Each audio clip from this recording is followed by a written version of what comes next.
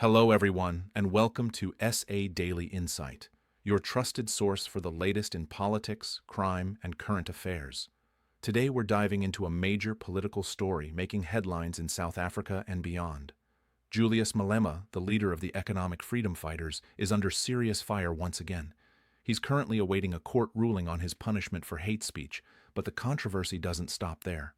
AfriForum is ramping up its campaign against him, and this time, they're not only focusing on South Africa, they're calling for global sanctions.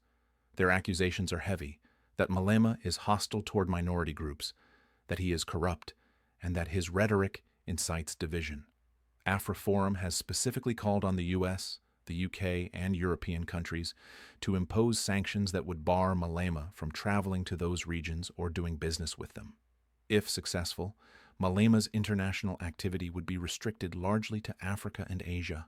These demands were officially laid out by AfriForum during a recent media briefing. The campaign against the Kill the Boer, Kill the Farmer chant on AfriForum's behalf would then give you more information regarding a dossier, the Malema Dossier, that we would be using. I'll give you more information in that regard.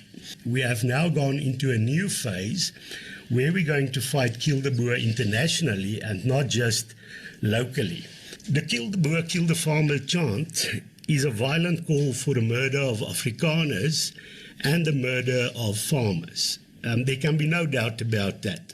Those trying to downplay that are either ignorant or they have a political agenda to try and downplay the scourge of farm murders and trying to justify their own racism towards Afrikaners and farmers.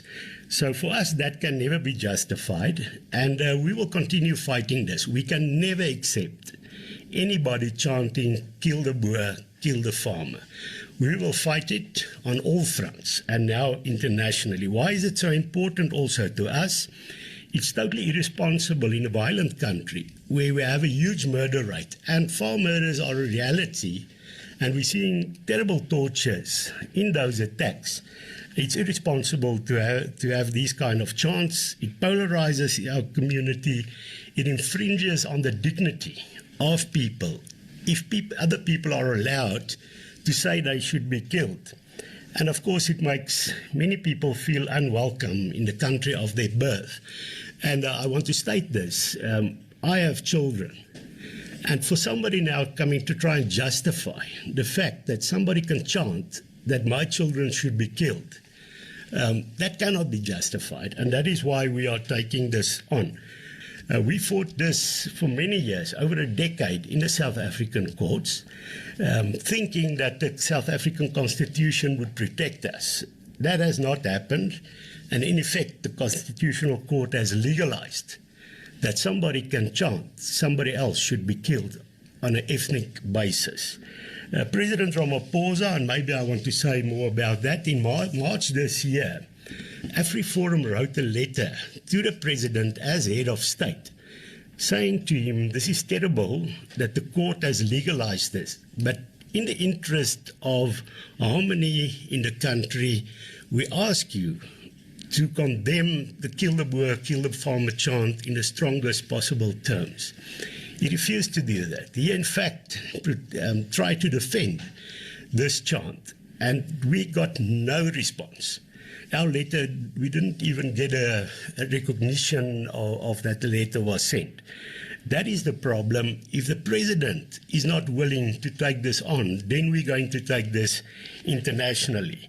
And I think the time is right to fight this chant internationally. We've already seen the UK denying a visa to Julius Malema because he is a divisive figure that makes himself guilty of hate speech.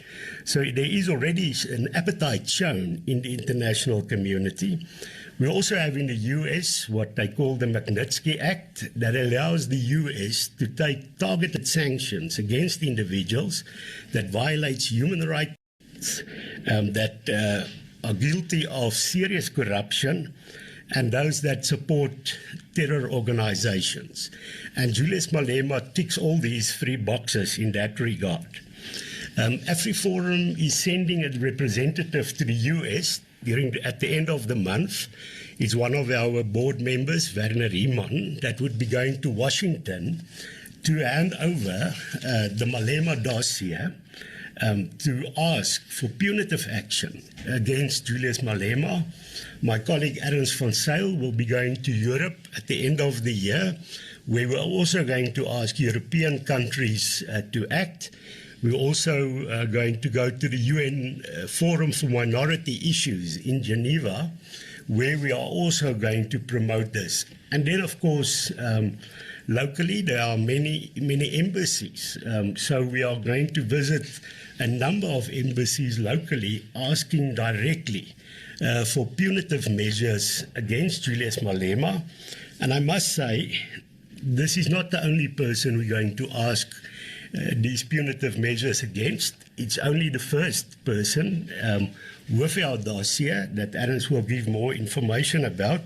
But we know that there are many other politicians that are corrupt, that are very negative, acting very negatively towards minority communities, abusing human rights. And we are also busy drawing up dossiers against them. But that is not our focus now. We will make announcements in due course when those dossiers are available. AfriForum, together with the Southern African Agri Initiative, better known as SAAI, has launched a fresh legal and diplomatic push against Malema. They've compiled what they're calling the Malema Dossier, a comprehensive document that outlines allegations of hate speech, incitement to violence, corruption, and even support for extremist ideologies. Unlike previous domestic battles, this is an escalation. AfriForum and SAAI are now aiming for international accountability. Their goal is to get foreign governments, multinational corporations, and human rights bodies to formally denounce Malema and place targeted sanctions on him. The organizations argue that South Africa's own judiciary has failed to take a hard stance. The Constitutional Court's refusal to classify Malema's "Kill the Boer" chant as hate speech is at the center of their frustration. For AfriForum and its supporters, that ruling legitimized violent rhetoric, leaving them no choice but to seek outside intervention. This campaign is not symbolic. It's a coordinated legal and diplomatic strategy designed to impose real-world consequences abroad. Malema, of course, has long been criticized for his fiery rhetoric and polarizing politics.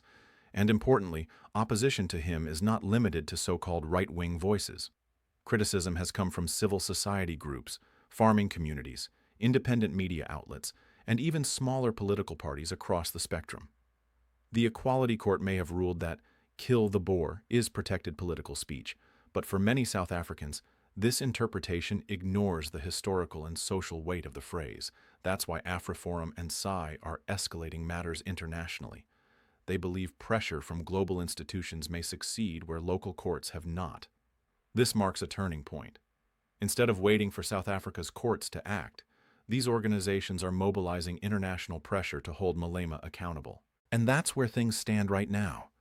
Julius Malema is not just facing a domestic legal battle. He's at the center of a global accountability campaign that could reshape his political reach. Whether these sanctions materialize or not, this story will have major implications for South African politics and beyond. Thank you for watching today's breakdown. Thank you for thinking critically with us. And as always, stay informed and stay engaged. I'm your host, signing off. Until next time.